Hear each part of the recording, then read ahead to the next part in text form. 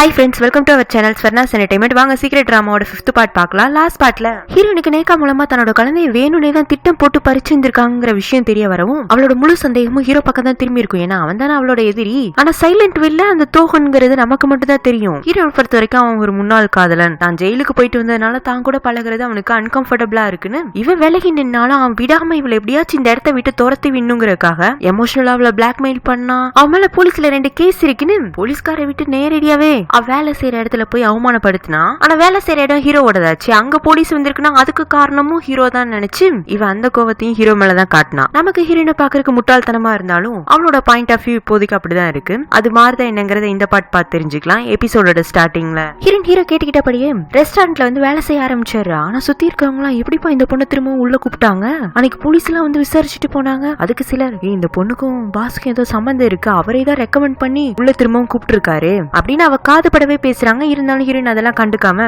அவ வேலையை சின்சியரா தான் செஞ்சிட்டு இருக்கா. வேலை முடிஞ்சு அவளும் மேரி வெளியில வர ஹீரோ காரை கொண்டு வந்து நிப்பாட்டி சப்ஸ்டியூட் ஏறிங்கிறான். அந்த நேரத்துல எல்லாருமே வேலை முடிஞ்சு வாசல் நிப்பாங்க. என்னடா பாஸே இந்த பொண்ணை கூப்பிடுறாரு அப்படின்னு ஆச்சரியமா பாத்துட்டு இருக்க ஹீரோயின் பரவாயில்லங்கிற மாதிரி முன்னாடி நடந்து போக அதுக்குள்ள அவனை இறங்கி வந்து கார்ல ஏறிங்கிறான். இதுல மேரி வேற ஜியாங் பாரு பாஸே நம்மள கூப்பிடுறாரு, நம்ம அவரை காக்க வைக்க கூடாதுன்னு ஹீரோனை கையை பிடிச்சு கார்ல ஏத்தி விட்டுறா. ஹீரோனுக்கு ஒரு மாதிரி அந்த காருக்குள்ள இருக்க சங்கட்டமா இருக்கு. ஆனா மேரி ஹாப்பியா இருக்கா. பாஸ் கார் சூப்பரா இருக்கு, கார் ஓட்டுற டிரைவர் கூட நல்லா தான் இருக்காரு அப்படின்னு ஜோயை பார்த்து சிரிச்சுட்டு அப்படியே பாஸ் உங்களுக்கு எங்க ஜியாங்க பிடிக்குமா, எங்க அவளை முதல்ல சந்திச்சீங்க அப்படின்னு அவ சம்பந்தம் இல்லாம கேள்வி கேட்க ஹீரோயின் வந்துட்டு மேரி அமைதியாருன்னு அவளை அடக்கி வச்சிடுறா. மேரியா சைலண்டா ஹீரோயின் கிட்ட எனக்கு எல்லாம் தெரியும், பாஸ்க்கு ஒன்னு பிடிச்சிருக்கு தானே? அப்படி எல்லாம் கிடையாது, பொய் சொல்லாத, உன்னை மேனேஜர் வேலையை விட்டு தூக்கிட்டாருன்னு தெரிய வரவும் எப்படி மேனேஜரை திட்டினாரு தெரியுமா? உனக்காக பேசின அவருக்கு ஒரு தேங்க்ஸ் சொன்னியாங்க, அப்ப போலீஸ் விட்டு இவர் நம்மள அவமானப்படுத்தலையான்னு ஹீரோயினுக்கு உண்மை தெரிய வருது. அதனால அவ அவனையே பாத்துட்டு இருக்க. இவங்க 2 பேரும் சைலண்டா பேசிக்கிட்டாலும் அது எல்லாமே ஹீரோட காதுக்குள்ள நல்லாவே விழுந்திருக்கும். அவன் கேட்டும் கேட்காத மாதிரி உட்கார்ந்துக்கிறான். 2 பேரும் குடோன் வாசல் இறக்கி விட இப்ப மேரியுமே இவங்க கூட வந்து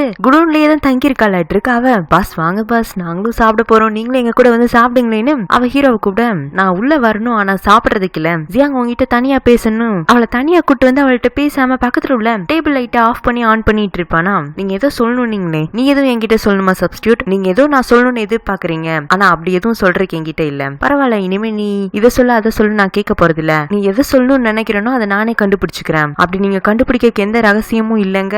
நீ இல்லன்னு சொல்ல வந்தா எனக்கு ஏதோ ஒண்ணு இருக்குன்னு தோணுது. சரி அதை விட்டுலாம். உன்னோட பேக்கரி நீ என்கிட்ட சொல்லாமக்குள்ள ஓடி போனல, அதை இடிச்சிடலாம்னு நினைச்சேன். ஆனா உன் பேக்கரியும் பழசு, பேக்கரி சுத்தி இருக்கிற வீடுகளும் பழசு. பேக்கரி இடிச்சா பக்கத்து வீட்டுக்காரங்களுக்கு எல்லாம் பாதகமா போயிட்டு தான் இடிக்காம விட்டுட்டேன். சரி விக்கலான்னு பார்த்தா அந்த ஓட்ட பேக்கரியை வாங்குறதுக்கு எவனுமே வர மாட்டேங்கிறான். இப்பவும் எனக்கு அது நஷ்ட கணக்குல தான் சேருது. அதனால நீ எனக்கு கொடுக்க வேண்டிய கடன் அடைச்சிட்டு எப்ப வேண்டாலும் பேக்கரியை வாங்கிக்கலாம். அதாவது உன் பேக்கரியை நான் எதுவும் பண்ண மாட்டேங்கிறதா இப்படி இன்டைரக்டா சொல்றான். புரிஞ்சதுல சப்ஸ்டியூட்னு அவன் போயிடுறான். இந்த சோஃபி என்ன பண்றான், தோகனோட அம்மா அப்பாவை ஒரு ரெஸ்டாரண்ட்டுக்கு டின்னருக்கு இன்வைட் பண்றா சர்ப்ரைஸா. அங்க தோகன் வரவும் அன்னைக்கு உங்க ரெஸ்டாரண்ட்ல உங்க அப்பா அம்மாவை என்ன நல்லா கவனிச்சுக்கிட்டாங்களா, பதிலுக்கு நானும் அவங்களுக்கு ஏதாவது செய்ய வேண்டாமா அப்படின்னு அவன் அம்மா அப்பாவுக்கு ரொம்ப மரியாதை கொடுத்து அவங்கள சாப்பிட வைக்கிறா. தோகனோட அம்மா அப்பாவுக்கும் கூட யாடா இந்த பொண்ணு இவ்வளவு அழகா இருக்கு, ரொம்ப பணக்கார பொண்ணா இருக்கிற மாதிரி தெரியுது, இருந்தாலும் இவ்வளவு பண்பாவும் நடந்துக்கிறா, என்ன லவ் பண்றியான்னு கேட்க அவன் அப்படி எல்லாம் இல்லமாங்கிறான். இருந்தாலும் சோஃபி மேல இருக்கிற பிரியா அவனுக்கு அதிகமாயிட்டே போகுது. நெக்ஸ்ட் இல்ல ஹீரோனோட சித்தி ஹீரோவை தேடி வராங்க. அவங்களும் ஹீரோட அப்பாவும் ஃபாரின் ட்ரிப் போறாங்க. அதை ஹீரோ கிட்ட சொல்லிட்டு போலான்னு தான் வந்திருப்பாங்க. அப்போ டேபிள்ல ஒரு வாய்ஸ் ரெக்கார்டர் இருக்கவும் அதை எடுத்து ஓபன் பண்ணிட்டு இருப்பாங்களா. அஜ்மா அது என்னோட பொருள்னு கோமா அவங்கள்ட்ட இருந்து புடுங்கிடுறான். மின்ஹியூக் இந்த பொருள் உங்ககிட்ட இருக்குன்னா அதுக்கு காரணமே நான் தான். உங்க அம்மா இறந்தது அவங்க சம்பந்தமான எல்லா பொருளையும் உங்க அப்பா தூக்கி போட்டுட்டாரு. இது உனக்கு ரொம்ப பிரியமான வாய்ஸ் ரெக்கார்டருங்கிறனாலதான் இதை நான் உனக்காக எடுத்து வச்சேன். இப்ப அதுக்கு என்ன சொல்றீங்க? அஜ்மா நன்றின்னு உங்க காலில் விழுகணுமா? அதெல்லாம் வேண்டாம், என்ன ஒரே ஒரு முறை அம்மான்னு கூப்பிட்டேன்னா போதுங்கிறாங்க. அவங்க அப்படி எமோஷனல் சொல்லவும் இவனுக்கும் ஒரு ஃபீல் வருது. ஆனா கூப்பிடுறது இல்ல. ஹீரோட அப்பாவும் சித்தியும் ஃபாரின் ட்ரிப் போற மாதிரி சந்தோஷமா கிளம்புறாங்க. ஆனா அது ஒன்னும் சாதாரண ட்ரிப் கிடையாது, வேற எதுக்காகவாட்டு இருக்கு. ஏன்னா அவர் தன்னோட அசிஸ்டன்ட் லாயர் கிம்ம கூப்பிட்டு கேர்ஃபுல்லா இரு, நான் வர வரைக்கும் மின்ஹியூக்கு சப்போர்ட்டாரு, நான் இல்லாதப்ப எந்த பிரச்சனை வந்தாலும் என் பையன் அவனால எதை வேண்டாலும் சமாளிக்க முடியும்னு ப்ரூவ் பண்றதுக்கு இது சரியான நேரம்னு கிளம்பி போயிடுறாரு. இந்த மாதிரி ரெகுலரா அப்பா ஃபாரின் ட்ரிப் போறதுதான். அதனால ஹீரோ பெருசா கூடலாம் போய் வழி அனுப்பிச்சு வைக்கல. அவன் ஆபீஸ் ரூம்ல ஒர்க் பண்ணிட்டு இருக்கவும் ஜோய் வந்து பாஸ் இன்னைக்கு தான் food tasting event, guest list ரெடியா இருக்குன்னு ஒரு ஃபைல ஹீரோ கையில கொடுக்க அதுல தோகனோட பேரும் இருக்கு. சோஃபி எங்க போனாலும் அந்த இடத்துக்கு இவனும் வந்துருவான்ல. ஆனா அங்க ஹீரோயினும் வேலை செய்யறா. அவளுக்கு அன்கம்ஃபர்டபிளா இருக்க கூடாது, இல்ல இது திரும்பவும் தான் தான் சூழ்ச்சி பண்ணி அவங்கள மீட் பண்ண வைக்கிறதா அவ தப்பா புரிஞ்சுக்க கூடாதுங்கிறதுக்காக இவன் முத வேலைய ரெஸ்டாரண்ட்டுக்கு வந்து ஹீரோயினை கூப்பிட்டு உனக்கு இன்னைக்கு லீவு, இதுக்கு ஏன் உனக்கு சம்பளத்தோட லீவ் தரேன், ஏன் என்னன்னு கேட்காம நீங்க இருந்து கிளம்புங்க. முடியாது, ஏற்கனவே இங்க இருக்கிறவங்க எல்லாம் நான் ஏதோ சிபாரிசுல வேலைக்கு வந்ததா நினைக்கிறாங்க, அதுல இன்னைக்கு ஏதோ ஒரு ஈவென்ட் இருக்கதா சொல்றாங்க. இந்த மாதிரி சமயத்துல நான் இங்க இருந்து வெளியில போனேன்னா மத்த எம்ப்ளாயிஸ்ல இருந்து எனக்கு மட்டும் ஸ்பெஷல் ட்ரீட்மெண்ட் கிடைக்கதா நினைச்சுக்குவாங்க. நான் வேலை செய்யதான் போறேன்னு அவளோட வேலையை பார்க்க போயிடுறா. கொஞ்ச நேரத்துல கெஸ்ட் எல்லாம் வந்துடுறாங்களா. எல்லாரும் அவங்களுக்கு ஃபுட் சர்வ் பண்ணவும் தோனுக்கு ஹீரோயினை பார்க்க அதிர்ச்சி. ஏன்னா அவ போயிட்டா நினைச்சா திரும்பவும் வந்திருக்கா. அதுவும் எந்த ரெஸ்டாரண்ட்ல வேலை செய்யக்கூடாதுன்னு சொன்னானோ அதே ரெஸ்டாரண்ட்ல வேலை செஞ்சுட்டு இருக்கா. சோஃபிக்கு ஓஹோ இந்த மின்ஹுக் இவளை பக்கத்திலேயே வச்சுக்கணுங்கிறதுக்காக இந்த ரெஸ்டாரண்ட்லயே வேலைக்கு வச்சுக்கிட்டானு. ஆமா இங்க என்ன பேசிஸ்ல எம்ப்ளாயிஸ் எல்லாம் வேலைக்கு எடுக்கிறாங்க. எம்ப்ளாயிஸ் மேல கிரிமினல் ரெக்கார்ட் இருந்தா கூட கண்டுக்கிறது இல்லையாட்டிருக்குன்னு அவ ஹீரோயின் அவமானப்படுத்த ஹீரோ இடையில புகுந்து இன்னைக்கு ஃபுட் ரிவ்யூ டே தான், எம்ப்ளாயி ரிவ்யூ டே கிடையாது. இது என்னோட ரெஸ்டாரண்ட், இங்க யார வேலைக்கு வச்சுக்கணுங்கிறத நான் முடிவு பண்ணிக்கிறேன். நீ சாப்பாடை மட்டும் டேஸ்ட் பண்ணிட்டு ரிவ்யூ கொடுத்துட்டு போங்கிறான். அவளுக்கு செம பல்ப் ஆயிடுது. ஹீரோயினுக்கு தான் ஏன்டா தோகனம் பார்த்தோங்கிற மாதிரி இருக்கும். அவ பதட்டமா இருக்கத மேரி பார்த்துட்டு ஜியாங் அது தோகன் தானே, அவரை பார்த்தாலே என்னன்னு தெரியல எனக்கு எரிச்சலா இருக்கு. நான் வேண்டாம் அந்த ஆள் கிட்ட போய் ஒரு 4 கேள்வி கேட்டுட்டு வரட்டுமாங்க. அவ வேண்டான்னு சொல்லவும் அப்ப தோகனே அங்க வந்துடுறான். ஜியாங் என்ன பண்ணிட்டு இருக்க, நான் தான் உன்னை அன்னைக்கே இங்க இருந்து போன்னு சொன்னேன்ல. நானும் போனேன், ஆனா எங்க போனாலும் என்னால மின்ஹூ கிட்ட வந்து தப்பிக்க முடியாதுன்னு தெரிஞ்சிருச்சு. அதனாலதான் திரும்பி வந்துட்டேன். நீங்க ஏன் டென்ஷன் ஆகுறீங்க? நம்ம 2 பேரும் எப்போ பிரேக்கப் ஆயிட்டோம்ல. நீங்க உங்க வேலையை பாத்துக்கோங்க. இது என்னோட பிரச்சனை, நான் ஹேண்டில் பண்ணிக்கிறேன். இது உன்னோட பிரச்சனை. நீ என் கண்ணு முன்னாடி நிக்கும் போதெல்லாம் என்ன யாரோ உயிரோட கழுத்து நெரிக்கிற மாதிரி இருக்கு. உன்னை பார்க்கும் போதெல்லாம் எனக்கு மூச்சு முட்டுது. பிளீஸ் இங்க இருந்து போயிடுங்க.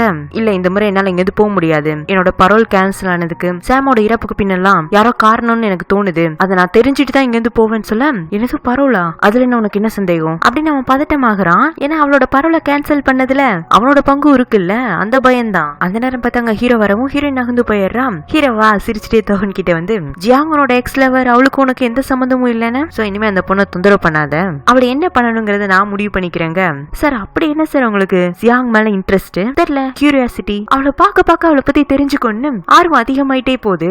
ஷீ இஸ் மோர் ஃபன்னுங்கிறான். வெறும் ஃபன் மட்டும் தானா, மேபி காதலா கூட மாறலாம் அப்படின்னு அவன் விளையாட்டுக்க சொல்ல அது சோஃபி காதல விழுக அவ டென்ஷன் ஆகி போயிடுறா. அன்னைக்கு வேலை முடிஞ்சு ஹீரோயின் குடோனுக்கு வரவும் அங்க வாசலே தான் ஹீரோ நிக்கிறான். சாரி இன்னைக்கு நான் எதுவும் பிளான் பண்ணி உன்னையும் தோகனையும் மீட் பண்ண வைக்கணும்னு நினைக்கல, ஆனா போன முறை நான் தான் பிளான் பண்ண, அதை ஒத்துக்கிறேன்னு அவன் வாக்குமூலம் கொடுக்கவும் ஹீரோனுக்கா என்னடா இவன் டப்பு டப்புன்னு உண்மையா பேசுறானேங்கிற மாதிரிதான் இருக்கும். சார் நீங்க என்ன பத்தி என்னோட மனநிலை பத்தி ரொம்ப யோசிக்கிறீங்களாட்டு இருக்கு, அதுக்கு ரொம்ப நன்றின்ட்டு போறா. குடோனுக்குள்ள பென்னியூ ஸ்டேலாவும் ஒரு ட்ரிங்கிங் பார்ட்டிக்கு அரேஞ்ச் பண்ணிருப்பாங்க. என்னன்னு கேட்டா அவங்க பண்ண போற புது பிசினஸ்க்கு யாரோ இன்வெஸ்டர் கிடைச்சிட்டாங்களாமா. சோ அவங்க டான்ஸ் பார்ட்டி குடின்னு இருப்பாங்க. ஆல்ரெடி மேரி எல்லாம் மொடா கணக்குல குடிச்சு மட்டையாயிட்டா. இவங்க ஹீரோயினையும் சேர்த்திக்க அவளும் சிரிச்சுட்டே அளவா குடிச்சிட்டு அன்னைக்கு நைட்டு மேரி கூட சேர்ந்து தூங்கிட்டு இருப்பாளா. மேரி ரொம்ப போதையில இருக்கனால அவ ஹீரோயினை தூங்கவே விட மாட்டேங்கிறா. அவளை இடிக்கிறது, அவ பெஜிட்ட புடுங்கன்னு விளையாடிட்டே இருக்க இந்தாமா பெட்டையும் பெஜிட்டையும் நீயே வச்சுக்கொண்டு அவளை நிம்மதியை தூங்கி விட்டுட்டு ஹீரோயின் தனியா வந்து உட்கார்ந்துக்கிறா. திடீர்னு அவளுக்கு அவளோட அப்பா ஞாபகம் வரவும் அவர் எப்பவுமே ஒரு ரெட் கலர் ஜாக்கெட் போட்டிருப்பார்ல, அதை எடுத்து இவ போட்டுக்கிறா. அப்பதான் அதோட ஜோப் பாக்கெட்ல கை விட்டு பாக்குறா. அதுக்குள்ள கசங்கின நிலையில ஒரு பில் இருக்கு. ஏதோ ஒரு பேக்கரி கடையில ஸ்வீட் பன் வாங்கி சாப்பிட்டு இருப்பாரு. இவ அடுத்த நாளே அந்த பில்ல வச்சு அந்த கடைக்கு போறா. ஒரு 2 மாசத்துக்கு முன்னாடி எங்க அப்பா உங்க கடைக்கு வந்தாரா அப்படின்னு அவர் போட்டோவை காட்ட ஆமா இவர் வந்தாரு, இதே ரெட் ஜாக்கெட்டை போட்டுட்டு தான் வந்தாரு. ஆனா நீங்க சொன்ன மாதிரி அவர் மனநிலை சரியாமலாம் இல்ல, அன்னைக்கு நல்லா தெளிவாவே இருந்தாரு. அவரும் பேக்கரி வச்சிருக்கதா சொன்னாரு. ஸ்வீட் பண்ணா ரொம்ப பிடிக்கும்னு வாங்கி சாப்பிட்டாரு. சாப்பிட்டுட்டு இந்த கடை வாசல் நின்னுட்டு இருந்தாரு. மழை வேற வர ஆரம்பிச்சிருச்சு. நான் அவரை உள்ள கூப்பிடலாம் நினைச்சா அதுக்குன்னு வேற ஒருத்தர் கார்ல வந்து அவரை கூட்டிட்டு போயிட்டாருமாங்கிறாங்க. அவர் யாருன்னு தெரியுமாங்க, அது தெரியாதுன்னு சொல்லிடுறாங்க. யார் நம்ம அப்பாவை கூட்டிட்டு போயிருப்பாங்கன்னு இவ யோசிக்க ஆரம்பிக்கிறான். நெக்ஸ்ட் சீன்ல ஹீரோ அவனோட வீட்லயே உட்காந்து ஆபீஸ் ஒர்க் எல்லாம் பண்ணிட்டு இருப்பானா. அப்ப சோஃபி அவனை ஏதோ ஒரு பிசினஸ் விஷயமா பார்க்க வருவா. அவன் ஃபைல்ஸ் பாத்துட்டு இருக்கவும் இவ அங்க உள்ள சோஃபால உட்கார எதுக்காப்புல இருக்கிற உத்தரிங் ஹைட்ஸ் நாவலை பாத்துட்டு என்ன மீண்டும் நான் கொடுத்தங்கிறதுக்காக இந்த நாவலை படிக்க ஆரம்பிச்சுட்டு இருக்கு. ஆமா என்கிட்ட இருந்தா ஹோட்டல்ல புடிங்கிட்டல, ஹோட்டல்ல வேலை ஜாஸ்தி, ரெஸ்டாரண்ட்ல வேலை கம்மி, நிறைய ஃப்ரீ டைம் இருக்கு, அதான் புக் படிச்சுட்டு இருக்கேன். உனக்கு தான் நான் தேங்க்ஸ் சொல்லணுங்க. நான் எதுக்காக உன்னை கே ஹோட்டல் பிரசிடென்ட் பொறுப்புல இருந்து தூக்கணும்னு தெரியுமா? காரணம் என்னவா வேண்டாலும் இருக்கலாம், ஆனா என் ஃப்ரெண்டா நீ எனக்கு நம்பிக்கை துரோகம் பண்ணிருக்க. மின்ஹூக் உனக்கும் அந்த பொண்ணு ஜியாங்கும் என்ன சம்பந்தங்க? மேபி நீ என்னோட பழைய ஃப்ரெண்டா இருந்தா நான் உங்ககிட்ட சொல்லி இருந்திருப்பேன். இப்பதான் நம்ம ஃப்ரெண்ட்ஸ் கிடையாதுல்ல, சோ என்னோட பர்சனல் விஷயத்தெல்லாம் உன்கிட்ட சொல்லணும்னு அவசியம் இல்ல அப்படின்னு மூஞ்சில அடிச்ச மாதிரி பேச சோஃபியும் எழுந்து போயிடுறா. அதே சமயத்துல சோய் ஹீரோயினை பார்க்கறதுக்காக வந்திருப்பான். அவ எப்பவும் வர ரெஸ்டாரண்ட்டுக்கு வேலைக்கு போக மேடம் இன்னைக்கு உங்களோட வேலை பாஸோட வீட்டுலங்க. ஏன் என்ன காரணம்? அது பாஸே சொல்லுவாருன்னு அவன் ஹீரோயினை கொண்டு வந்து ஹீரோ முன்னாடி நிப்பாட்டி வைக்க சார் ரெஸ்டாரண்ட்ல இருந்து என்ன வேலையை விட்டு தூக்கிட்டீங்களா? இல்ல இன்னைக்கு எனக்கு ரெஸ்டாரண்ட்ல வேலை இல்ல, அதனால உனக்கும் அங்க இல்ல, இங்க நிறைய வேலை இருக்கு. இந்த வீட்லயே எனக்கு என்ன வேலை? வீட்டுல என்னோட அப்பா அம்மா எல்லாம் வெளியூர் போயிட்டாங்க, வீட்டுல இருக்கிற வேலைக்காரங்களும் லீவ் வேணும்னு கேட்டாங்க. உடனே கொடுத்துட்டா அப்புறம் பார்த்தாதான் தெரிஞ்சது வீடு ஃபுல்லா குப்பையா இருக்குன்னு. போய் நீ தொடச்சிடுறியாங்க? அவளும் சரின்னு சொல்லிட்டு ஒரு துணி எடுத்துட்டு போய் ஜன்னல்லாம் தொடக்க போவா. தொடச்ச ஒரு தூசி கூட வரல. அப்ப லியா அங்க வந்து நீங்க யாரு புதுசா இருக்கிறீங்க? வேலைக்காக வந்தேன். எப்போதும் வீட்டுல நிறைய பேர் வேலைக்கு இருப்பாங்கல்ல, அவங்க எல்லாம் லீவ்ல போயிட்டாங்க. எதுக்கு அண்ணன் சம்பந்தமே இல்லாம எல்லாருக்கும் லீவ் கொடுத்தாரு? எனக்கு வேற பசிக்குதே, காரமா ஏதாவது சாப்பிடணும்னு தோணுதுங்க.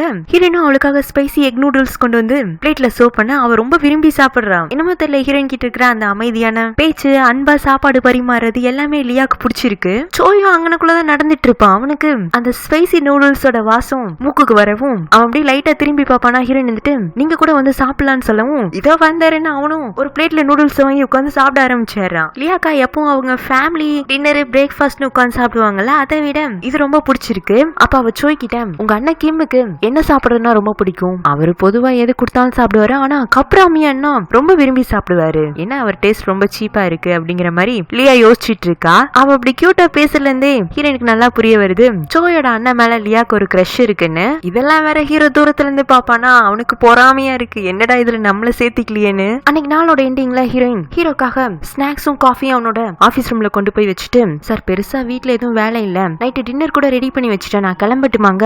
என்னது வேலை அது கூட முடிச்சிருச்சான்னு இவன் அவனோட உட்காந்து இருக்க சீட்ல இருந்து எழுந்துச்சு சோஃபால போய் உட்காந்துட்டு அந்த காஃபி இங்க கொண்டு வந்து வை, வேற ஏதோ ஒரு வேலை இருக்குனுமே வீட்டுலன்னு சொல்லிட்டு எதுக்காப்புல இருக்கிற உத்தரிங் ஹைட்ஸ் நாவல் எடுத்து நான் ரொம்ப பிஸியா இருக்கேன், என்னால இந்த புக்கை படிக்கவே முடியல, நீ என்ன பண்ணு கொஞ்ச நேரம் இந்த புக்கை படிச்சு அத ஸ்டோரி லைன சிம்பிளா ஒரு 10 லைன்ல எழுதி வச்சுட்டு போ, அவ்வளவுதானே என் வேலை, இதுவே பெரிய வேலை தானே அவன் சொல்லவும் ஹீரோனும் ஆப்போசிட்ல உட்காந்து படிக்க போவலாம். வேணா இங்க உட்காந்துனே எனக்கு ரொம்ப டிஸ்டர்பன்ஸா இருக்கும், அதோ என்னோட சேர்ல போய் உட்காந்துக்கோ அங்கயா அப்படிங்கிற மாதிரி யோசிச்சுட்டே அவ போய் உட்காந்து புக்கை படிக்க ஆரம்பிச்சு இவ ஏதோ நோட்ஸ் எல்லாம் எழுத ஆரம்பிச்சிடறா. அந்த இடத்துல உட்காந்தா ஹீரோக்கு நல்லா போக்கஸ் ஆகுதுங்க, அதனாலதான் அங்க அனுப்பிச்சு வச்சிருக்கான். சோ அவளையே பாத்துட்டு இருந்துட்டு இவன் அப்படியே தூங்கிடுறான். அவளும் கொஞ்ச நேரம் உட்காந்து அந்த புக்கை பாதி படிச்சு முடிச்சு அதோட ஸ்டோரி லைனா சிம்பிளா எழுதிட்டு அவனை எழுப்பி சார் எழுதி வச்சுட்டேன் நான் போட்டுமாங்க நாளைக்கும் வந்துரு. எதுக்கு பாஸ்? அதான் பாஸ்ங்கிறல்ல, பாஸ் சொன்னா செஞ்சுதானே ஆகணும், குட் நைட் சப்ஸ்டியூட்ங்கிறான். இப்ப ஹீரோ அந்த நாவலோட சம்மரி எடுத்து படிக்கிறான். ஹெத்கிளிஃப் கேத்தலினோட லவ் ஸ்டோரி தான் அது. அவங்க 2 பேரும் சின்ன வயசுல இருந்து லவ் பண்ணி இருந்திருப்பாங்க. ஹெத்கிளிஃபோட கேரக்டர் ஒரு மாதிரி டிஃபரெண்டா இருக்கும், அவனை எல்லாருமே வித்தியாசமா தான் பாப்பாங்க, இருந்தாலும் கேத்தலினுக்கு அவனை பிடிச்சிருக்கும். ஆனா கல்யாண சமயத்துல அவளோட அப்பா அம்மா சேர்ந்து கட்டாயப்படுத்தின்னு சொல்ல முடியாது, மைண்ட் வாஷ் பண்ணி அவளை வேற ஒருத்தனுக்கு கல்யாணம் பண்ணி வச்சிருவாங்க. அந்த கடுப்புல ஹெத்கிளிஃப் பணக்காரனாகி திரும்பி வந்து அவன் காதலிச்ச பொண்ண ரிவெஞ்ச் எடுப்பான். காதலுக்காக பழி வாங்குறானா இல்ல பழி வாங்கும் போதும் காதலிக்க போறானாங்கிறத சொல்ல போறதான் மீதி பாதி கதை. படிச்சு முடிச்சுட்டு ஹீரோ அப்படியே யோசிக்க ஆரம்பிச்சான். கிட்டத்தட்ட அவனோட லைஃப் ஸ்டோரி மாதிரி தானே இருக்கு. ஹீரோயின் வேலை முடிச்சு குடோனுக்கு வரவும் பென்னி இருந்துட்டு உன் பாஸ் சரியே இல்ல, ஏதோ நீ அவர்கிட்ட கடன் பட்டு இருக்கதா, அதுக்காக முதல்ல ரெஸ்டாரண்ட்டுக்கு வேலைக்கு வான்னு கூப்பிட்டான், இப்ப வீட்டுக்கு கூப்பிடுறான், அவன் மொழி கூட எனக்கு பிடிக்கல, அவங்க கிட்ட இந்த டிஸ்டன்ஸ் மெயின்டைன் பண்ணிக்கோங்க. மேரி இருந்துட்டு எங்க பாஸ பத்தி தப்பா பேசாதப்பா, அவர் ரொம்ப நல்லவரு, இது வரைக்கும் அவர் எந்த பொண்ணுங்க மேலயும் இன்ட்ரெஸ்ட் காட்டினதே இல்லையே, அவரோட ஃபியான்சி பக்கம் கூட திரும்பி பார்த்ததுல தெரியுமாங்க.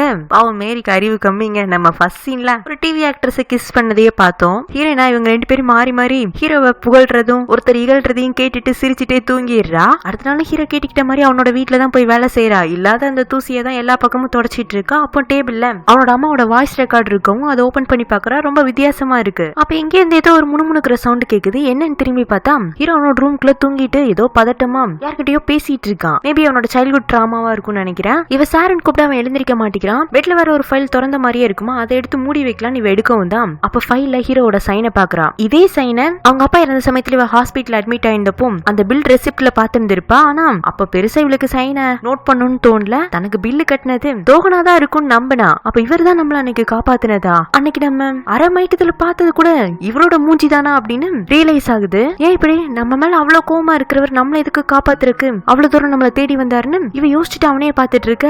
அதுக்குள்ள ஹீரோவே தூக்கம் கலைச்சு எழுந்திருப்பானா. என்ன பண்ணிட்டு இருக்க சப்ஸ்டியூட் அப்படின்னு அவளை பார்க்க, நான் ஒன்னும் பண்ணலையே, இதோ இந்த பெட்ஷீட்லாம் துவைக்கிறதுக்காக தான் வந்தேன் அப்படின்னு. எங்க இவ பார்த்ததை அவன் பாத்திர கூடாதுங்கிறக்காக இவ அவசரமா பெட்ல இருந்து பெட்ஷீட்லாம் உருவாளா. அதுல ஹீரோ உருண்டு தொப்புக்கிட்டு கீழே விழுக, சப்ஸ்டியூட் மெதுவா பண்ணு அவளை அவசரமா பெட்ஷீட்லாம் கையில எடுத்து வச்சுட்டு தேங்க்ஸ்ங்கிறான். எதுக்கு கீழே தள்ளி விட்டதுக்கா, என்ன அன்னைக்கு நீங்க காப்பாத்தி ஹாஸ்பிட்டல்ல சேர்த்தீங்கல்ல, என்ன பண்றது பேக்கரி என்னோடதாச்சே, அங்க எதுவும் அசம்பாவிதம் நடந்துடக்கூடாதுன்னு தான் உன்னை காப்பாத்துறேன்னு இவன் திமிரா பதில் சொன்னாலும் ஹீரோனால இந்த முறை இந்த திமிர் பேச்சுக்கு பின்னாடி ஒரு அக்கறை இருக்குங்கிறத புரிஞ்சுக்க முடியுது. ரொம்ப நாள் கழிச்சு தாமல ஒருத்தர் அக்கறை காட்டியிருக்காங்க அப்படிங்கிற ஃபீல் அவளுக்கு ரொம்பவுமே நல்லா இருக்கு. சோ கொண்டு போன துணியெல்லாம் துவைச்சு அதை நீட்டா அவளே கயிறு கட்டி காய போட்டுட்டு இருக்கா. அப்பெல்லாம் முகத்துல ஒரு சந்தோஷம் தெரியுது, ஏதோ வேலை செய்யறோங்கிற மாதிரி அவளுக்கு ஃபீல் ஆகல. எப்பவுமே பொதுவா ஹீரோயின் சிரிச்ச முகத்தோட தான் எல்லா வேலையும் செய்வா. இன்னைக்கு எக்ஸ்ட்ரா ஹாப்பியாவே இருக்கா. இவ இப்படி சந்தோஷமா வேலை செஞ்சுட்டு இருக்கத ஹீரோவும் பாத்துட்டு இருக்கான். அப்படியே அவனுக்கு பழசு கூட ஒண்ணு ஞாபகம் வருது. ஹீரோயின் ஜெயில இருக்கும் போது கூட இப்படி சிரிச்சு சந்தோஷமா தான் இருந்திருப்பா. எந்த இடத்துலயுமே அவளோட சிரிப்பை விட்டு கொடுத்ததே இல்ல. அவளோட பையன் சாமு விளையாண்டதெல்லாம் இவனுக்கு வீடியோவா அப்பவும் யாரும் அனுப்பிச்சு வச்சிருக்காங்களே இருக்கு, உட்காந்து பாத்துட்டு இருந்திருக்கான். நம்ம ஹீரோக்கு தான் வேலை வெட்டியே இல்லையே, நமக்கு தான் அது ஆரம்பத்துல இருந்து தெரியுமாச்சு. ஹீரோயின் வேலையெல்லாம் முடிஞ்சதும் சார் நாளைல இருந்து நான் ரெஸ்டாரண்ட்டுக்கே போயிடுறேன், ஏன்னா அங்கதானே எனக்கு பெர்மனன்ட் ஒர்க், ப்ளீஸ் சார் எங்க.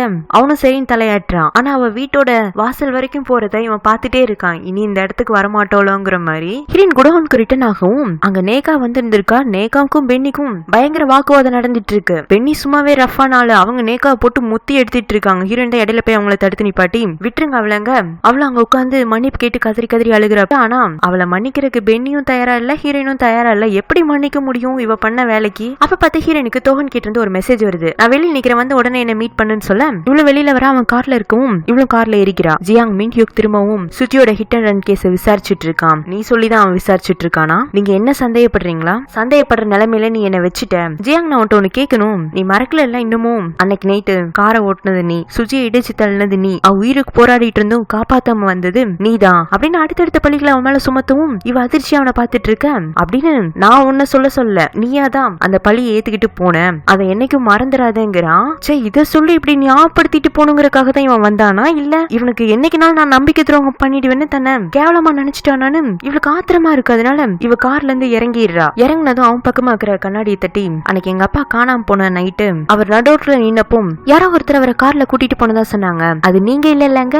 அவன் ஒரு மாதிரி பதட்டமானாலும் நான் இல்லன்னு உறுதியா சொல்லிட்டு போறான். ஆனா ஹீரோயினால நம்ப முடியல. ஏன்னா இவனை தவிர்த்து வேற யாரையும் நம்பி அப்பா கார்ல ஏறி இருக்க மாட்டாருன்னு அவளோட உள்மனசு சொல்லுது. சோ இவ அங்கேயே நின்னுட்டு இருக்கவும் அப்ப நேகா ஓடி வந்து, சியாங் இப்ப ஒரு ஆள் வந்துட்டு போனார்ல, அவர்தான் அன்னைக்கு என்ன சாமுக்கு அப்படி ஒரு காரியத்தை பண்ண வச்சாரு. என்ன சொல்றது நேகா, உனக்கு நல்லா ஞாபகம் இருக்குல்ல? எனக்கு நல்ல ஞாபகம் இருக்கு. உன்னோட பரோலை கேன்சல் பண்ணணும், அதுக்கு இதுதான் ஒரே வழின்னு என்ன கட்டாயப்படுத்தி அவர் தான் பண்ண வச்சாருன்னு அவ உறுதியா சொல்லவும் ஹீரோயின் அப்படியே உடஞ்சு போய் உட்கார்ந்து அங்கேயே அழுக ஆரம்பிச்சிடுறா. பென்னி தான் அவ பக்கத்துலயே அவளுக்கு ஆறுதலா இருக்காங்க. அடுத்த நாள் முதல் வேலையா ஹீரோயின் ஒரு போலீஸ் ஸ்டேஷன் வாசல் நிப்பாட்டி வச்சு, உங்க அப்பா விஷயத்துல முதல்ல என்ன நடந்துங்கிறத சிசிடிவி ஃபுட்டேஜ் வச்சு கண்டுபிடிக்கலாம். என்னோட காரை ஒருத்தர் ஸ்கிராச் பண்ணி விட்டுட்டு போயிட்டான், அது யாருன்னு எனக்கு தெரிஞ்சுக்கணும். நான் உள்ள போய் ஒரு கம்ப்ளைண்ட் கொடுத்து உங்க அப்பா காணாம போன அன்னைக்கு அந்த ஏரியால இருக்கிற ஃபுட்டேஜை வாங்கிட்டு வந்துடுறேன் அப்படின்னு அவங்க போலீஸ் ஸ்டேஷன்ல போய் கம்ப்ளைண்ட் கொடுத்து ஃபுட்டேஜை வாங்கிடுறாங்க. ஹீரோயின் அப்படியே அந்த ஃபுட்டேஜை பதட்டமா பாத்துட்டு இருக்கா. அவங்க அப்பா அங்க நடு ரோட்ல மலைக்குள்ள நின்னுட்டு இருக்காரு. அப்போ அங்க ஒரு கார் வருது. கார்ல இருந்து இறங்குறது தோகன். அவனே தான் கூட்டிட்டு போய் கார்ல ஏத்துறான். கார் எங்கேயோ கிளம்புது. ஆனா அப்பா எங்க போனாருன்னு தெரியல. கடைசியா அவரு செத்து போன மாதிரி இவளோட கண்ணுக்கு தெரிஞ்சாரு. என்ன நடந்திருக்கும், அப்பாவை எங்க கூட்டிட்டு போயிருப்பாருன்னு அதே பதட்டத்தோட இவ அப்பா கடைசியா எங்க நின்னாரோ அந்த இடத்துல வந்து நிக்கிறா. நான் யாரை இத்தனை நாள நம்பிட்டு இருந்தனோ அவர் தான் நேசிச்ச ஒவ்வொருத்தரையும் என்கிட்ட இருந்து பிரிச்சிருக்காரு. இதுக்கெல்லாம் காரணம் என்னோட முட்டாள்தனம். என் அன்புக்கு தகுதியே இல்லாத ஒருத்தனை நான் நேசிச்சதுதான் என்னோட வாழ்க்கையில் நடந்த அத்தனை குளறுபடிக்கும் காரணங்கிறத அவளால் ஜீரணிக்கவே முடியல. காலையில இந்த போலீஸ் ஸ்டேஷன் இந்த சிசிடிவி ஃபுட்டேஜ் விஷயத்துல ஹீரோயின் ரெஸ்டாரண்ட்டுக்கு வேலைக்கு போயிருக்க மாட்டா. 2 நாளா தொடர்ந்து ஹீரோயினை பார்த்த ஹீரோ இன்னைக்கும் அவளை பார்க்கணும்னு ரெஸ்டாரண்ட்டுக்கு போனா அங்க அவ இல்ல. சோயை கூப்பிட்டு அவ குடோன்ல இருக்காளான்னு பாத்துட்டு வர சொல்ல அங்க இல்லன்னு தெரிய வர, எங்க போனா என்னாச்சு, ஒருவேளை பேக்கரியில இருப்பாளோன்னு இவனுக்கு தோணவும் அங்க வந்தாரான். அங்க வந்து பார்த்தா பேக்கரி ஓபன் ஆயிருக்கு. உள்ள ஹீரோயின் அவளோட பெட்ரூம்குள்ள தான் தலைய தானே செவுத்துல முட்டிட்டு ஏன் தப்புதான்னு அவளை காயப்படுத்திட்டு இருக்கா. சப்ஸ்டியூட் என்ன பண்ணிட்டு இருக்கா அப்படின்னு இவன் பதட்டமா அவ பக்கத்துல போய் உட்கார. அவளை இவனை கண்டுக்கிறதே இல்ல. அவ தலைய முட்டிட்டே தான் இருக்கா. இவன் செவுத்துல கைய வச்சுக்க இவன் கையிலயும் அவ முட்டிட்டு இருக்கா. போதும், உன்னோட நிலையில இருந்து இழந்துராத, எல்லாமே மாறிடுன்னு அவன் அவளை ஹக் பண்ணி ஆறுதல் சொல்லிட்டு இருக்கான். இங்க அதே சமயத்துல இந்த தோகன் ஹீரோயின் அப்பாவோட சேஃப்டி பர்பஸ்க்காக ஒரு பிரேஸ்லெட் அவர் கையில கட்டி விட்டு இருந்திருப்பான்ல, கடைசியா அவனே அவரோட கையில இருந்து அதை கழட்டிருப்பானாட்டு இருக்கு. அதை கடல்ல தூக்கி எறிஞ்சிட்டு அவன் பண்ணது தப்புன்னு அவனுக்கே தெரியுது. இருந்தாலும் அந்த தப்பை தொடர்ந்து பண்ற மாதிரி நிலைமையில தான் தள்ளப்பட்டிருக்கோன்னு ஒரு மாதிரி டிப்ரெஷன்ல இருக்கான். ரொம்ப நேரமா அழுது வருத்தப்படுறவன் கடைசியா சோஃபியை தேடி போய் அவ தோல்ல சாஞ்சு அழுக ஆரம்பிச்சாரான். அவளுக்கும் அவன் ஏன் அழுகுறான்னு தெரியலனாலும் ஆறுதல் சொல்லிட்டு இருக்கா. அடுத்த நாள் காலையில ஹீரோயின் எப்பவும் மாதிரி ரெஸ்டாரண்ட்டுக்கு வேலை கிளம்பி வந்துடுறா. அவ என்ன பண்றாங்கறத இப்பவுமே ஹீரோ பாத்துட்டு இருக்கான். அவ சிரிச்ச சந்தோஷமா நேத்திக்கு எதுவுமே நடக்காத மாதிரி அவ்வளவு கேஷுவலா அங்க ஒர்க் பண்ணிட்டு இருக்கா. என்ன பாஸ், ரொம்ப நேரமா மேடம் பாத்துட்டு இருக்கீங்க, ஏன் சோய் அவளை பார்த்தா எதுவும் வித்தியாசமா உனக்கு தெரியுதா? இல்லையே, நார்மலா தான் இருக்காங்க. அப்புறம் என் கண்ணுக்கு மட்டும் அவ வித்தியாசமா தெரியுறா. பாஸ், நம்ம அடுத்த ரெஸ்டாரண்ட்டுக்கு டியூட்டிக்கு போறதுக்கான டைம் ஆயிடுச்சு, வாங்க போலான்னு கூப்பிட அவனும் சரின்னு சொல்லிட்டு கிளம்பிடுறான். கொஞ்சம் தூரம் போவாங்களா, சரி உடனே காரை திருப்பேன். ஏன் பாஸ் என்னாச்சு? இந்த ஜியாங் மாதிரியே நான் ஒருத்தரை என்னோட சின்ன வயசுல பாத்திருக்கேன். மனசுக்குள்ள அவ்வளவு வலி வச்சுட்டு என் முன்னாடி எப்பவுமே சிரிச்சுட்டே இருப்பாங்க. ஆனா திடீர்னு ஒரு நாள் என்கிட்ட சொல்லாம என்னை விட்டுட்டு போயிட்டாங்க. அவன் அம்மாவோட சூசைட பத்தி சொல்றானாட்டிருக்கு. நீ உடனே காரை திருப்புன்னு சொல்லி இவன் ரெஸ்டாரண்ட்டுக்கு வந்து பார்த்தா அங்க ஹீரோயின் இல்ல. அவ ஆஃப் டே லீவ் கேட்டிட்டு கிளம்பி போயிட்டாங்கிறாங்க. இவனுக்கா பதட்டமாயிடுது, எங்க அவ எதுவும் தப்பான முடிவு எடுத்துக்குவாளோன்னு. ஆனா ஹீரோயின் எங்க போயிருந்திருப்பானா, இந்த தோகனை தேடிதான். நான் உங்கள்ட்ட பேசணும் அப்படின்னு இவ அவன் கை பிடிச்சிருக்க. இது நான் வேலை செய்யற இடம், எனக்கு மீட்டிங் இருக்கு, உன்கிட்ட பேசுறதுக்கு எனக்கு டைம் இல்லன்னு அவன் இவளோட கை உதறிவிடவும், இல்ல நீங்க எங்கூட இப்ப வந்து பேசியே ஆகணும்னு இவ பிடிவாதம் பண்ணா அவன் செக்யூரிட்டி கார்ட்ஸை கூப்பிட்டு ஹீரோயினை வெளியில தள்ள வச்சிடறான். இருந்தாலும் அவன் அங்க வந்து போறதே இல்ல, அவனுக்காக வெயிட் பண்ணிட்டு இருக்கா. அவன் வேலை முடிஞ்சு வெளியில வரவும் இவ அவனோட காருக்கு ஆப்போசிட்ல போய் நிக்க, இதுக்கு மேல அவளை அவாய்ட் பண்ண முடியாதுன்னு கார்ல ஏத்திட்டு, என்ன வேணும் உனக்கு? நான் எங்க அப்பாவோட டெட் பாடியை ரிசீவ் பண்றதுக்காக போகுங்க போனப்போ அவரோட எல்லா திங்ஸையும் என்கிட்ட ரிட்டர்ன் பண்ணாங்க. ஆனா அவரோட பிரேஸ்லெட் மட்டும் என் கையில கொடுக்கல. அதே என்கிட்ட கேக்குறேன். ஏன்னா எங்க அப்பா கடைசியா காணாம போன அன்னைக்கு நீங்க அவரை சந்திச்சிருக்கீங்க. இல்லன்னு மட்டும் சொல்லிடாதீங்க, நான் நான் வெரிஃபை பண்ணிட்டு தான் வந்தேன். ஆமா, நான் உங்க அப்பாவை பார்த்தேன். அவரை கார்ல ஏத்துன, கார்ல கூட்டிட்டு வந்துட்டு இருந்தேன். ஆனா உங்க அப்பா திடீர்னு கார்ல இருந்து இறங்கன்னு பிடிவாதம் பண்ணாரு. நான் எவ்வளவு சொல்லியும் அவர் கேட்கல. என்னால கார் ஓட்டுறதுல கான்சென்ட்ரேட் பண்ண முடியாதனால காரை ஸ்டாப் பண்ண அவர் கார் கதை ஓபன் பண்ணிட்டு எங்கேயோ ஓடி போயிட்டாரு. அன்னைக்கு மழை பெஞ்சிட்டு இருந்தது, ரொம்ப கூட்டமா இருந்துச்சு. என்னால அவரை மேற்கொண்டு துரத்தி பிடிக்க முடியல, அதனால விட்டுட்டேன். போய் சொல்லாதீங்க, திரும்பவும் நீங்க செஞ்ச தப்புக்கு சூழ்நிலைய காரணமா சொல்லாதீங்க. சரி, இப்ப என்ன? உங்க அப்பாவை நான் தான் கார்ல ஏத்தி எங்கேயோ கொண்டு போய் இறக்கி விட்டுட்டேன். ஒருவேளை அன்னைக்கு நான் உங்க அப்பாவை அந்த ரோட்ல கண்டுபிடிக்காம இருந்தா கூட அவர் எங்கேயோ காணாம போய் கடைசி அவனுக்கு டெட் பாடியா தான் கிடைச்சிருப்பாரு. அவர் உன்னோட அப்பா, ஏன் அப்பா இல்ல, நீ தான் அவரை பொறுப்பா கவனிச்சிருந்திருக்கணும். அப்படி அவர் கவனிக்கிறது ரொம்ப கஷ்டங்கிறனாலதான் நான் அவரை கொண்டு போய் ஹோம் கேர்ல விட்டுருந்தேன். நீ தான் உங்க அப்பா உங்க கூட தான் வச்சுக்கொண்டு அங்க இருந்து கூட்டிட்டு வந்த. கடைசியில நடந்த சம்பவத்துக்கு மட்டும் நீ எப்படி என்ன பழி சொல்லலாங்க? இவன் இப்படி எல்லாம் அப்படியே லாஜிக்கா பேசுற மாதிரி அவன் செஞ்ச தப்ப நியாயப்படுத்த வார்த்தைகளை தேர்ந்தெடுத்து பேசும். ஹீரோனுக்கு அப்படியே ஆத்திரம் அதிகமாயிட்டே போயிட்டு இருக்கு. எங்க அப்பா உங்களை நம்பிதான் அன்னைக்கு கார்ல ஏறி இருப்பாரு. நம்பிக்கை, அந்த நம்பிக்கையை நீ என் மேல வச்சதுனாலதான் அன்னைக்கு ஜெயிலுக்கு போனேன். அங்க ஆரம்பிச்சது எல்லா பிரச்சனையும் அப்படின்னு அவன் மேல எந்த தப்புமே இல்லாத மாதிரி அவன் கத்த ஆரம்பிக்கும். காரை ஸ்டாப் பண்ணுங்கன்னு ஹீரோயின் கத்த, அவன் முடியாதுன்னு காரை ஓட்டிட்டே இருக்க. ஹீரோயின் ஸ்டீரிங்ல புடிச்சு திருப்பி காரை நடு ரோட்ல நிப்பாட்டி வச்சிடுறா. உனக்கு என்ன பைத்தியமா, என்ன கொல்ல பாக்குறியாங்க? என்னடா பண்ண எங்க அப்பாவை? எப்படி உனக்கு எனக்கு நம்பிக்கை துரோகம் பண்ணுன்னு தோணுச்சு அப்படின்னு அவன் ஷர்ட்டை புடிச்சு கேட்க, இவனா வேகமா புடிச்சு ஹீரோயினை தள்ளி விட்டுறான். ஹீரோயின் கார்ல இருந்து இறங்கி அவனையும் கார்ல இருந்து இறக்கி அவன் கணத்துல பலார்னு விட்டு, நான் உனக்காக தண்ணி ஏத்திட்டு போனேன்ல, அதுக்கு நான் இது வரைக்கும் ரெக்ரெட் பண்ணதே இல்ல. நீயும் அதுக்கு கில்ட்டியா ஃபீல் பண்ண வேண்டாம். ஆனா என் பையன், என் அப்பா அப்படின்னு நான் நேசிச்ச 2 பேரை நீ எங்கிட்ட இருந்து பிரிச்சிருக்க. அதுக்கான தண்டனையும் வழியும் நீ அனுபவிச்சே ஆகணும். நான் உன்னை அனுபவிக்க வைக்கிறேன். நீ இப்ப எல்லா தப்பையும் செஞ்சுட்டு எந்த தப்புமே நான் பண்ணல, சந்தர்ப்பம் தானே உன்னை குற்றவாளி ஆக்குனுச்சுங்கிற. ஆனா இல்ல, அந்த குற்றத்தெல்லாம் நீயே பண்ணன்னு உன்னை உணர வைப்பேன்னு அவ கோபத்துல சவால் விட, இவனா உன்னால முடிஞ்சதை பாத்துக்கோங்கிற மாதிரி அவளை முறைச்சிட்டே கார்ல ஏறி போயிடுறான். இன்னொரு பக்கம் ஹீரோயினை தேடிட்டே இருந்திருப்பான்ல, அவன் கடைசியா குடோன்ல வந்து அவ திரும்பவும் வந்துட்டாளான்னு பாக்க பென்னி இருந்துட்டு, எனக்கு என்னமோ நீ தான் அந்த புள்ள காணா போனதுல சந்தேகம் இருக்கு. உனக்கு அவன் மேல அக்கறை இருக்கிற மாதிரி இருந்தாலும் உன்னோட அதிகப்படியான ஆவேசம் ஒரு நாள் அவளை காயப்படுத்தியே தீரும். நீ முதல்ல அவகிட்ட இருந்து தூரமா விலகிருன்னு அவங்க அவனை புடிச்சு திட்டிட்டு இருக்காங்க. ஏற்கனவே ஹீரோயினை காணும்னு தேடிட்டு இருந்தவன் பென்னி இப்படி சொல்லவும் அவனுக்கு இன்னுமே கஷ்டமா போயிடுது. எங்க போய் தொலைஞ்சாச்சா, நான் இன்னும் கொஞ்சம் கவனமா இருந்திருக்கணும், அவளை மிஸ் பண்ணிட்டேனேன்னு இவன் வீட்டுக்கு வரவும் வீட்டு வாசல்ல ஹீரோயின் நிக்கிறா. தோவன்ட்ட பேசி முடிச்சுட்டு டைரக்டா இங்க வந்து இவனுக்காக இங்க வெயிட் பண்ணிட்டு இருக்காளாட்டு இருக்கு. அதுவும் மழை வேற வந்துட்டு இருக்குமா, இவன் நல்லா நனைஞ்சு நின்னுட்டு இருக்கவும் அவன் உள்ள வான்னு கூட்டிட்டு போய் அவளுக்கு சூடா காஃபி குடுக்கறான். மணி 2. இப்ப எதுக்கு நீ என்ன தேடி வந்தங்க? இவ்வளவு நேரம் அவனே அவளதான் தேடிட்டு இருந்தான். எனக்கு ஒரு உதவி வேணும், நான் இன்னையில இருந்து உங்க பக்கத்துல இருந்துகிட்டுமாங்க. நான் ஏன் அந்த உதவி உனக்கு பண்ணணும்? காரணம் என்னங்க? அவ அமைதியா இருக்கவும் தோகனா அதுக்கும் அவகிட்ட இருந்து பதில் வராம போக, அப்ப அவனாதான் இருக்கும்னு நினைக்கிறேன். உன் உயிரையும் கொடுத்து அவனை காப்பாத்துவேன்னு நான் நினைச்சேன். இப்ப என்னாச்சு சார்? ஒரு நாள் நீங்க ஜெயிலுக்கு வந்து என்கிட்ட உள்ள இருக்கும் போதே சந்தோஷமா இருந்துக்கோ, வெளியில வந்து நீ சந்தோஷமா இருக்க முடியாதுன்னு சொன்னீங்கல்ல, அப்ப எனக்கு உங்க மேல கோவமா இருந்துச்சு, உங்க பார்த்தா பயமா இருந்துச்சு. ஆனா இப்ப புரியுது நீங்க எவ்வளவு வழியில அந்த வார்த்தைகளை விட்டுருப்பீங்கன்னு. அது எல்லாமே என் வாழ்க்கையில இப்ப பழிச்சிட்டு இருக்கு. நான் என்னோட முட்டாள்தனத்தினால எங்கிட்ட இருந்த எல்லாத்தையும் இழந்துட்டேன். இல்ல எங்கிட்ட இருந்து பறிச்சுட்டாங்க. எங்கிட்ட இருந்து எதெல்லாம் அவங்க எதுக்காக பறிச்சாங்களோ அதெல்லாம் நான் அவங்களை இழக்க வைக்கணும். அதுக்கு நான் அவங்க கூட இருக்கணும். ஓகே, நீ சொல்றது ஃபன்னா தான் இருக்கு, நான் அவங்க கூட இருக்கிறேன். சரி வா, உன் ஃப்ரெண்டு உன்னை தேடிட்டு இருந்தாங்க, ஏதோ நான் தான் உன்னை பண்ணிட்டதா என் மேல கோவப்பட்டாங்கன்னு அவளோட வீட்டுக்கு கூட்டிட்டு வரையில, சப்ஸ்டிட்யூட் உன்னை பார்த்தா ரொம்ப கோவத்துல இருக்க மாதிரி இருக்கு, உன்னோட கோபத்தை குறைக்கிற மாதிரி நான் அன்னைக்கு சொன்னேன்ல, அதை தோகனை வேலையை விட்டு தூக்கிறேன். இங்க இல்ல, அவனுக்கு எந்த கம்பெனிக்கு போனாலும் வேலை கிடைக்காத மாதிரி பண்ணிட்டுமா? வேண்டாம். ஒருத்தர்கிட்ட இருந்து உடனே எல்லாத்தையும் பறிச்சிட்டோம்னா அதுல ஒண்ணுமே இருக்காது. இப்ப பாருங்க, நான் எங்கிட்ட இருந்த எல்லாத்தையுமே இழந்துட்டேன். உங்களுக்கு என் மேல கோபம் இருக்கா? பரிதாபம் தானே இருக்கு.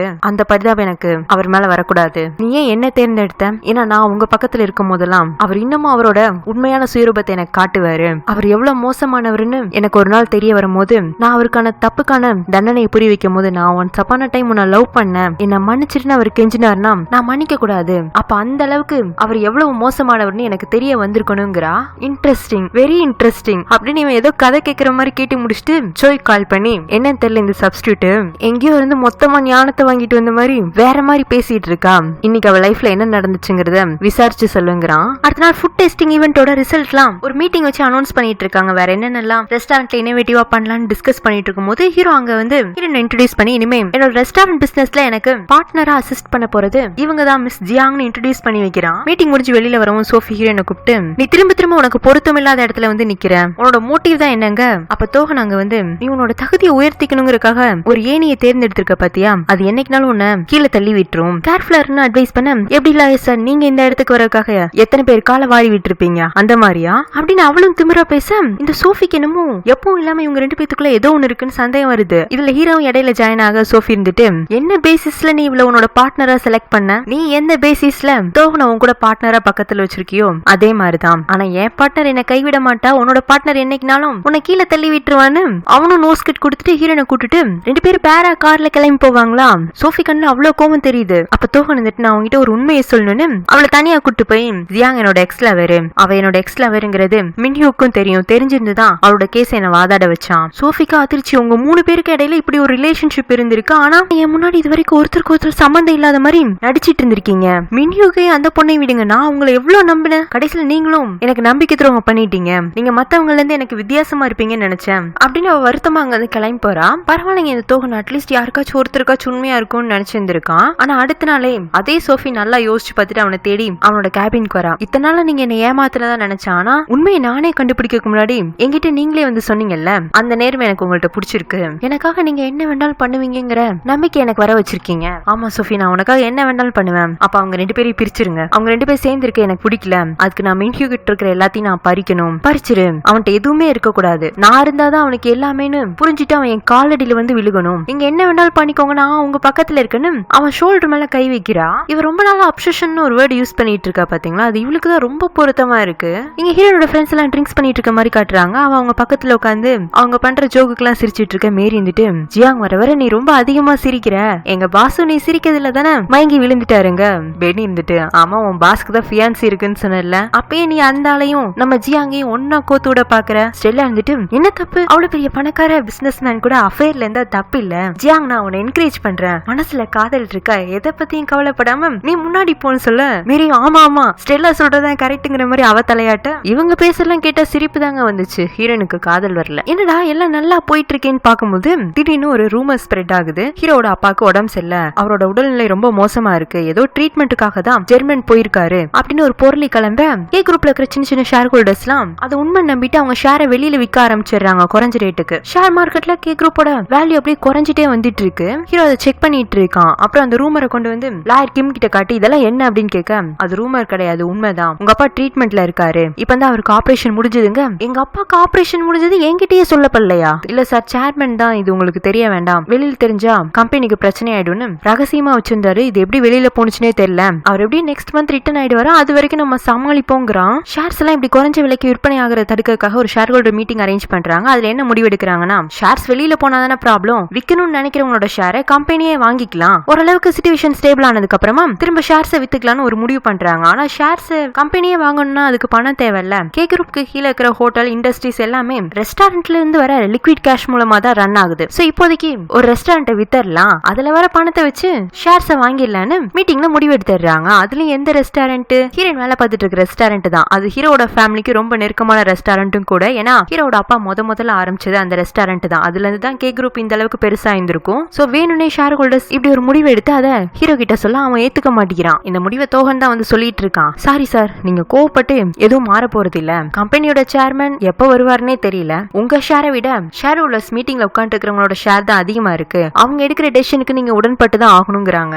இப்போதைக்கு இந்த ரெஸ்டாரண்ட் விற்கிற தடை செய்யணும்னா ரெஸ்டாரண்டோட மார்க்கெட் வேல்யூ இன்க்ரீஸ் பண்ணணும். சோ அவசரமா ஒரு இன்வெஸ்டர் தேவைப்படுறாங்க. அதுக்காக ஹீரோ சோஃபியை தேடி போறான். இங்க பாரு, நீ உன்னோட ஷேர்ஸ்ல கொஞ்சத்தை என்கிட்ட கொடுத்துட்டு பணம் வாங்கிக்கோ, அந்த பணத்தை என் ரெஸ்டாரண்ட்ல இன்வெஸ்ட் பண்ணுங்க. ஏன் பண்ணணும், நம்ம 2 பேரும் என்ன இப்ப ஃப்ரெண்ட்ஸா, நீ கேட்டதும் நான் உதவி பண்றதுக்கு, இருந்தாலும் பரவாயில்ல, நீ என்னோட ஃபியான்சி ஃபியூச்சர் ஹஸ்பண்ட்ங்கிற முறையில நீ கேட்கறத நான் செஞ்சு கொடுக்குறேன். அதுக்கு பதிலா அந்த ஜியாங் உன் ஃப்ரெண்டா, பார்ட்னரா, இல்ல உன் கேர்ள் ஃப்ரெண்ட கொண்டா கொலையாளியா, அவளை எனக்கு பிடிக்கல, அவளை எங்கேயாச்சும் அனுப்பிச்சிரு, அவளை நான் என் லைஃப் டைம்ல பார்க்கவே கூடாது, நான் கேட்கறத நீ பண்ணி கொடு, நீ கேட்கறத நான் பண்றேன்னு சொல்ல ஹீரோ அவளை முறைச்சிட்டே வெளியில வந்துடுறான். அடுத்து இவன் ஃப்ரெண்டு பார்க்க மீட் பண்ண போறான். அங்க ஆல்ரெடி தோகன் பார்க் பக்கத்துல உட்காந்து ட்ரிங்க்ஸ் பண்ணிட்டு இருக்கான். பார்க்கும் வாடா மின்யூக்கு, எப்படியும் ஒரு நாள் என்ன தேடி வருவேன்னு தெரியும், சரி நீ என்ன உதவி கேட்டு வந்தாலும் நான் பண்றதுக்கு தயார், ஆனா அன்னைக்கு என்ன அடிச்சல அதுக்கு ஒரு மன்னிப்பு கேட்டுரு, அந்த பொண்ணு அன்னைக்கு உன் கூட இருந்தால அவளையும் கூட்டிட்டு வந்து மன்னிப்பு கேட்டிருந்தேன்னா இன்னும் நல்லா இருந்திருக்கும், சரி பரவாயில்ல நீ மட்டும் மன்னிப்பு கேட்டுருங்கிறான். ஹீரோக்கு மன்னிப்பு கேட்கறதுல பிரச்சனை இல்ல, ஆனா வேணும்னு இந்த தோகன் முன்னாடி மன்னிப்பு கேட்க வச்சு பார்க் அவமானப்படுத்தணும்னு பாக்குறான். பார்க்கும் அதை தான் விரும்புறான், தோகனும் அதான் விரும்புறான். அவங்க விரும்புறத பண்றதுக்கு ஹீரோக்கு விருப்பம் இல்ல. சோ அங்க இருந்து வெளியில வந்துடுறான். ஒரு மாதிரி டென்ஷனா இருக்கான். சரி ஹீரோயினை பாக்கலாம்னு சொல்லிட்டு அவளை தேடி குடோனுக்கு வந்தா அங்க அவ காணும். பெனி இருந்துட்டு ஒண்ணு அந்த புள்ளைய தேடி இங்க ஓடி வந்துடுற. என்ன அவளை லவ் பண்றியான்னு கேட்க அவனா எதுவும் சொல்லாம பெனி கையில இருக்கிற ட்ரிங்க்ஸை வாங்கி குடிச்சிட்டு ரெஸ்டாரண்ட்டுக்கே வந்துடுறான். அங்க வந்து பார்த்தா எல்லாரும் போயிடுறாங்க. ஹீரோயின் மட்டும் கிச்சன்ல ஏதோ உருட்டிட்டு இருக்கா. இவ இங்கதான் இருக்காளா அப்படின்னு சொல்லிட்டு சப்ஸ்டியூட் என்ன பண்ணிட்டு இருக்க இந்நேரத்துல, சார் நான் புதுசா ஒரு சாஸ் செஞ்சிருக்கேன், இதோட டேஸ்ட் நம்ம கஸ்டமர்ஸ்க்குள்ள ரொம்ப பிடிக்கும், நாளையில இருந்து சேல்ஸ் இப்பத்தை விட டபுள் மடங்கு ஆறது கூட வாய்ப்பு இருக்கு. சப்ஸ்டியூட், இந்த சாஸ்னால எல்லாத்தையும் மாத்த முடியும்னு நினைக்கிறியா, இந்த ரெஸ்டாரண்டே நாளைக்கு நமக்கு இல்லாம போயிட போகுது அப்படின்னு அவன் நம்பிக்கை இல்லாம பேச, நாளைக்கு நீங்க சொல்றதுதான் நடக்கும்னு உறுதி கிடையாதுல்ல, அப்ப இன்னைக்கு நம்மளால என்ன முடியுமோ அதை நம்ம பண்ணி தானே ஆகணும்னு இவ சாஸ கொண்டு போய் ரெஃப்ரிஜரேட்டர்ல ஸ்டோர் பண்ண போவாளா. அதுக்கு முன்னாடி நீங்க டேஸ்ட் பண்ணி பாக்குறீங்களா இதுன்னு கேட்க, அவன் எதுவுமே சொல்லாம அவளே பாத்துட்டு இருப்பானா. சார் டேஸ்ட் பண்ணி பாருங்க, நல்லா தான் இருக்கும்னு அவ சிரிக்காத, ரொம்ப சிரிக்காத, என் முன்னாடி ரொம்ப சிரிச்சிட்டு இருந்தவங்களா என்னை விட்டுட்டு போயிருக்காங்க, நீயும் என்னை விட்டுட்டு போயிடுவல்லங்க. சார் நீங்க என்ன சொல்றீங்களோ அதை மட்டும் தான் நான் செய்யணும், சோ நீங்க சொல்லாம நான் இங்க இருந்து போக மாட்டேன் அப்படின்னு இவ சாதாரணமா சொல்ல ஹீரோக்கு எப்படி ஃபீல் ஆகுதுன்னா, அப்ப நம்ம சொல்லாம இவ நம்மள விட்டு போக மாட்டா அப்படின்னு அவன் வேற மாதிரி ஃபீல் ஆகி திடீர்னு அவ பக்கமா போய் கிஸ் பண்ணலான்னு நெருங்கி போவானா. ஆனா கிஸ் பண்ண போற கடைசி செகண்ட்ல ஹீரோன் மூஞ்சி திருப்பிக்கவும் கொஞ்சம் அவசரப்பட்டுட்டோமோ நினைச்சிட்டு இவன் எதுவுமே நடக்காத மாதிரி பக்கத்துல இருக்கிற சாஸ் எடுத்து சாப்பிட்டு பார்த்துட்டு, பெட்டர் டேஸ்ட், நான் கூட உன்னை எப்படி அவ்வளவு பெரிய குக்கிங் கான்டெஸ்ட்ல செலக்ட் பண்ணாங்கன்னு நினைச்சேன், காரணம் இல்லாம இல்லங்கிறான். அவளுக்கு ஒன்னும் ஆச்சரியமா போயிடுது. என்ன நடந்திருக்குன்னா, ஹீரோன் அந்த ஹிட் அண்ட் ரன் கேஸ்ல ஜெயிலுக்கு போறதுக்கு முன்னாடி அந்த ஊர்ல நடக்கிற ஒரு மிகப்பெரிய குக்கிங் கான்டெஸ்ட்ல பிரிலிமினரி ரவுண்ட்ல செலக்ட் ஆயிருந்திருப்பா. அந்த சந்தோஷமான விஷயத்த தோகன் கிட்ட சொல்லான்னு போனப்பந்தான் அவன் கேஸ பத்தி சொல்லி அவ லைஃபே டோட்டலா க்ளோஸ் பண்ணி இருந்திருப்பான். எப்போ அவ ஆசைப்பட்டு பண்ண ஒரு விஷயம் அவளே மறந்துட்டா, ஆனா இவன் ஞாபகம் வச்சிருக்கிறத அவ ஆச்சரியமா பாக்க, இது கூட தெரியாமே உன்னை ரெஸ்டாரண்ட்ல வேலைக்கு எடுத்திருப்பேன், இல்ல நீ தான் என்னோட பார்ட்னர்னு அனௌன்ஸ் பண்ணிருப்பா ஜியாங்னு. அவன் அவளை பாக்க அவ இவனை பாக்கணும் ஒரு மாதிரி அது கியூட்டா இருந்துச்சுங்க. நெக்ஸ்ட் சீன்ல சோய் ஒரு ஃபைல கொண்டு வந்து ஹீரோ கையில கொடுக்குறான். பாஸ் இந்த பொண்ணு தான் நீங்க சொன்ன அன்னைக்கு மேடம் வந்து மீட் பண்ணிருக்காங்க,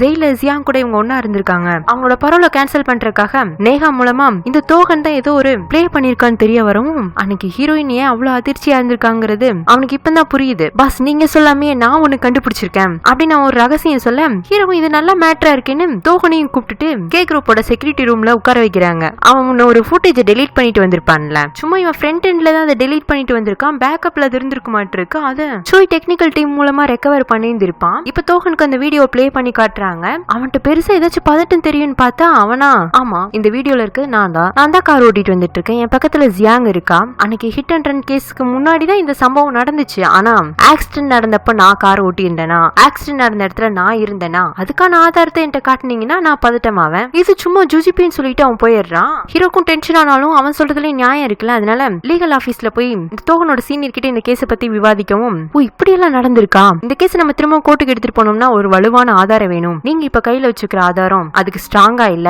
மேபி பாதிக்கப்பட்ட பொண்ணு தப்பான தண்டனை அனுபவிச்சுதான் நீங்க நினைக்கிறீங்கல்ல, அவங்க வந்து வாக்குமூலம் கொடுத்தாங்கன்னா இந்த கேஸ நம்ம கோர்ட்டுக்கு எடுத்துட்டு போலான்னு சொல்லவும் ஹீரோயின் அதுக்கு சம்மதிப்பாளா என்னங்கிறது ஹீரோக்கு தெரியாதுல்ல, அதனால சரி பாக்கலாம் அப்படின்னு சொல்லிட்டு அவன் ஏதோ யோசிச்சுட்டே ஹீரோயினை பார்க்கறதுக்காக ரெஸ்டாரண்ட்டுக்கு வரான். அப்ப ரெஸ்டாரண்ட்ல ஒரு ஃபேமிலி அவங்க குழந்தையோட பர்த்டேவை செலிப்ரேட் பண்றதுக்காக வந்திருப்பாங்க. ஹீரோயினும் மேரியும் சேர்ந்து ஜாலியா அந்த குழந்தைங்களுக்கு ஹாப்பி பர்த்டே சாங் பாடி காட்டுறாங்க. நம்ம ஹீரோட ஃபோக்கஸ் ஃபுல்லா ஹீரோயின் மேலதான் இருக்கு. அவ அவ்வளவு சந்தோஷமா இருக்கா, ஆனா அவளுக்குள்ள எவ்வளவு வேதனை இருக்கு. இப்ப ஒரு குழந்தைக்காக பர்த்டே சாங் பாடிட்டு இருக்கால, அதே வயசுல ஒரு குழந்தைய அவ இழந்திருக்கா. அதுக்கு காரணமானவன் அவன் லவர். அது மட்டும் இல்ல அவனுக்காக இவ ஒரு ஜெயில் தண்டனையும் அனுபவிச்சுட்டு வந்திருக்கா. ஆனா இதனாலதான் நான் ஜெயிலுக்கு போனங்கிறதையும் அவ சொல்லல. எப்படி இப்படி ஒரு பொண்ணு இருக்க முடியும், ஷீ இஸ் வெரி டிஃபரெண்ட்னு சொல்லிட்டு அவன் அவளைய பார்த்து சிரிச்சிட்டு இருக்க. சோய் இருந்துட்டு, பாஸ் உங்களுக்கும் ஹாப்பி பர்த்டே, இன்னைக்கு தானே உங்க பிறந்த நாளுன்னு சொல்ல அவனுக்குமே அப்பதான் அன்னைக்கு பர்த்டே ஞாபகம் வருதாட்டு இருக்கு. அந்த ஃபேமிலி கிளம்பினதும் இவன் ஹீரோயினை கூப்பிட்டு சாரிங்கிறான். எதுக்கு, இல்ல என்னால நீ நிறையவே கஷ்டப்பட்ட, ஒருவேளை அன்னைக்கு அந்த நாள் நீ கார் ஓட்டாம தோகன் காரை ஓட்டி இருந்தா நீ வீணா என்னால கஷ்டப்பட்டு இருக்க மாட்டேல்ல,